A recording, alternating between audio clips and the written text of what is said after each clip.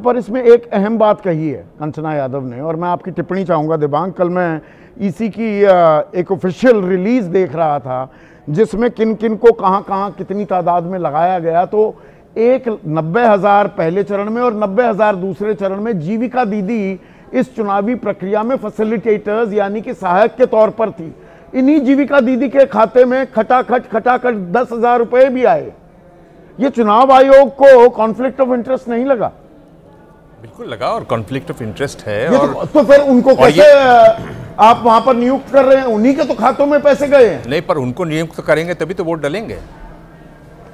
आपको क्या लग रहा है कि चुनाव आयोग और कर क्या रहा है? उसको वोट डलवाना है, उसने वोट डलवाए उनको कह के, और वो प्रचार करती हुई देखी गई। जीविका दीदी, आशा दीदी, खेमे ने 10,000 रुपए दिए हैं तो वो सहायक बनेंगी तो वो लोगों को तभी तो एनडीए को वोट पड़ेंगे, एनकरेज तभी तो एनडीए को वोट पड़ेंगे।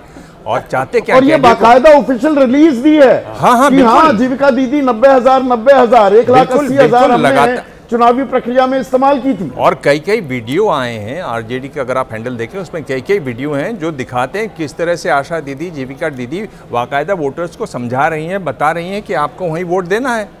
काम कर रही हैं वो। आप पैसा देंगे तो काम तो होगा ही। उसमें इतना ज्यादा आप हैरान हो रहे हैं। आप चुनाव आयोग को गलत मत समझिए। ये तो सीधा कॉन्फ्लिक्ट ऑफ इंटरेस्ट है। ज्ञानेश कुमार जी, थोड़ा इस बारे में ज्ञान दीजिए। आप ये ख्याल आपके मन में कैसे आया और आपको नहीं लगा कि ये सीधे कॉन्फ्लिक्ट ऑफ इंटरेस्ट होता है? पर अभिषेक झा आ गए हैं। अभिषेक भाई, कहां जाम में फंस गए, या थोड़ा बहुत राजनीतिक जाम लगा दिया है बीजेपी ने? इतना जबरदस्त मैंडेट मिला, नीतीश कुमार के नाम की तो घोषणा हो जानी चाहिए थी, क्यों नहीं हो रही? ये गाड़ी कहां रुकी हुई है? पहले तो मैं माफ़ी चाहूँगा संदीप जी। गांधी सेतु पर थोड़ा जाम था, रश था, इसलिए मैं फंस गया था। लेकिन मैं बड़े इत्मीनान से मोबाइल पर आपके डिबेट शो को सुन रहा था और आपके सभी तीखे सवालों को सुन रहा था, और हमारे को पैनलिस्ट ने जो जवाब दिया उसको भी सुन रहा था। हमारा ऐसा मानना है कि अगर किसी पक्ष की जीत होती है तो अति उत्साहित या घमंड में नहीं होना चाहिए किसी को, और अगर कोई पक्ष हारता है तो बहुत निराश भी नहीं होना चाहिए। लोकतंत्र में जीत और हार लगी रहती है। नहीं, निराश नहीं होना मतलब इसमें भी ढाढ़स बता रहे हैं, हौसला दे रहे हैं। 35 सीटों पर आए, निराश होना चाहिए भाई। रातों की नींद उड़ जानी चाहिए। क्या वॉकओवर देने के लिए बैठा है विपक्ष यहाँ पर एनडीए को?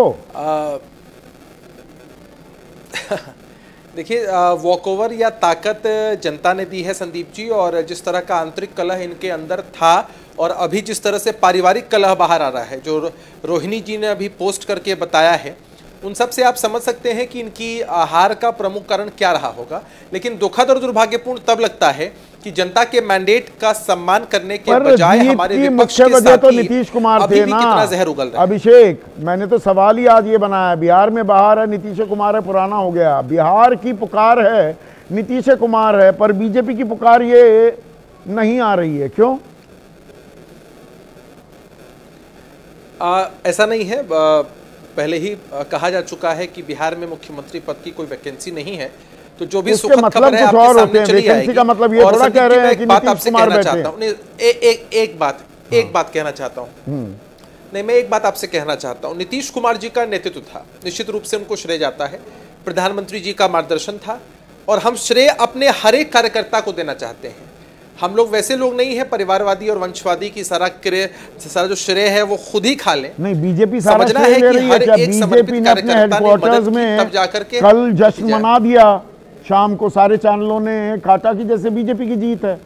ये तो एनडीए की जीत थी, सबको साथ नहीं होना चाहिए था। बुलाया नहीं बीजेपी वालों ने आपको?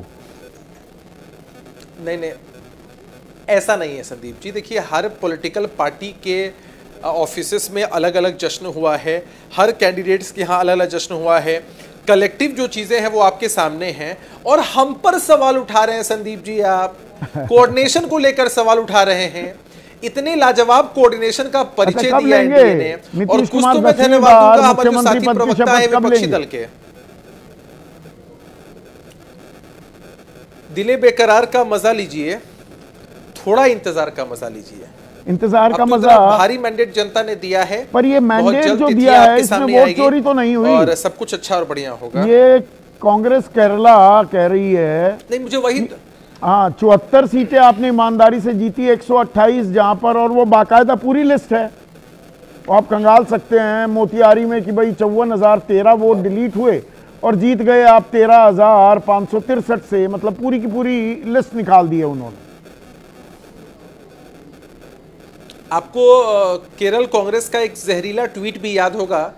हमें लगता है कि इन सब लोगों ने बीड़ा उठाया था कैसे महागठबंधन का बेड़ा गर्क करना है। बिहार कांग्रेस को कुछ नहीं समझ में आ रहा है, बिहार के लैंग्वेज में कहा जाए तो कुछ नहीं बुझा रहा है, लेकिन केरला से कांग्रेस को बुझा रहा है। देखिए, जितना जहर ये उगलते हैं ना, हमारे साथी कोपनलिस्ट प्रवक्ता हो, कुछ काम तो इन लोगों ने भी एनडीए के लिए मतलब ये इन सवालों के जवाब नहीं देने चाहिए चुनाव आयोग को। अनाप शनाप बात करना। अमनौर में 37,200 वोट काटे गए, 3,808 से जीत हो जाती है। हथुआ में 45,446 वोट काटे जाते हैं, 12,348 से आप जीत जाते हैं। अरे संदीप, ये बात बताइए, किसी भूत प्रेत ने जाकर वोट तो दिया नहीं होगा, मतदाता मालिकों ने दिया। उसके हिसाब, अब ये गणित कैसे बैठाते? ये मैथमेटिक्स को समझते 1 + 1 = 2। अरे भाई, पॉलिटिक्स का गणित समझिए, 1 और 1 जब साथ चला आता है तो 11 भी हो जाता है। 11 भी हो जाता है। जैसे वो 90 हजार जीविका दीदी पहले चरण में 90,000, दूसरे चरण में 90,000 जीविका दीदी सहायक की भूमिका में, चुनावी मतदान में सहायक की भूमिका निभा रही थी। उनके तो खातों में खटाखट 10,000 रुपए आपने डाले थे। वो किसकी सहायता करेंगी? क्या प्रेरणा देंगी लोगों को? कहां वोट करने के लिए कहेंगी?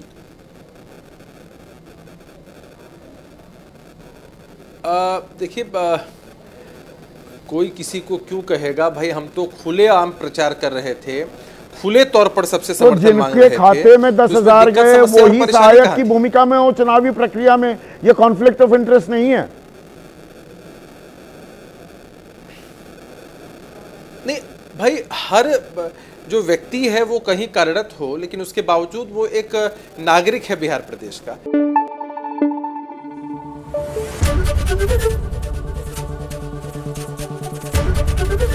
एबीपी न्यूज आपको रखे आगे।